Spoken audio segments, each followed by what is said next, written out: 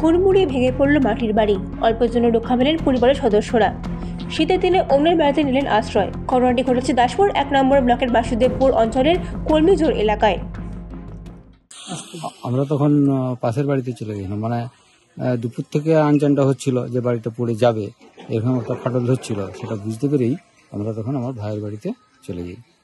এই বাড়িতে থাকতাম আমরা 4 জন। এবার 4 জনের ফ্যামিলি না, তখন কেউ ছিলাম না। আমরা চলে যাওয়ার আধ ঘন্টা পরে বাড়িটা পড়েছে। আচ্ছা, আপনাদের আর কোনো বাড়ি আছে? না, আমার আর কোনো বাড়ি নেই। এই বাড়িতেই থাকতেন? এই বাড়িতে। এখন তাহলে কোথায় থাকতেন? ওই তো ভাইয়ের বাড়িতে আছে।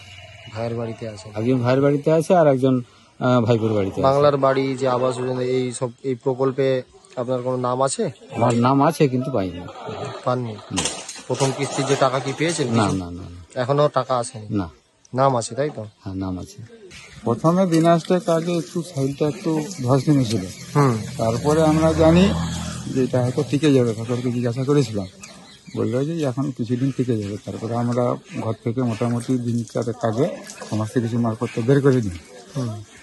কালকে হঠাৎ কি এই একটু দুপুর থেকে যখন মনে হলো যে কড়কড় বা ভেঙে পড়ে যাবে, তখন আমরা মোটামুটি মালপত্র না বার করেও নিজেরা প্রাণে বাঁচার জন্য বেরিয়েছি।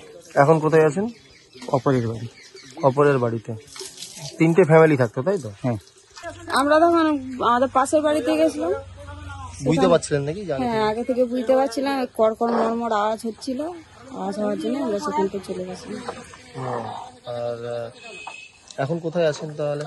এখন আমরা পাশের বাড়িতেই আছি, এতে এখানে খাওয়া দাওয়া করে সেখানেই চলে যাবো। আর কোনো বাড়ি টাড়ি? না না, আর কোনো বাড়ি নেই আমাদের। বাংলার যে বাড়ি প্রকল্প কি আবাস যোজনা? না না, আমরা কিছু পাইনি। নাম আছে নাকি? না, নাম নেই আপনাদের? মোট কতগুলো ফ্যামিলি থাকতো এখানে?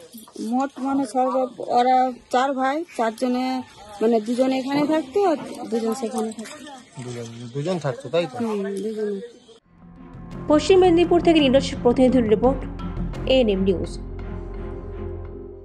আরও খবরের আপডেট পেতে সাবস্ক্রাইব করুন আমাদের ইউটিউব চ্যানেলটি আর বেল আইকনে ক্লিক করুন নোটিফিকেশনস পেতে।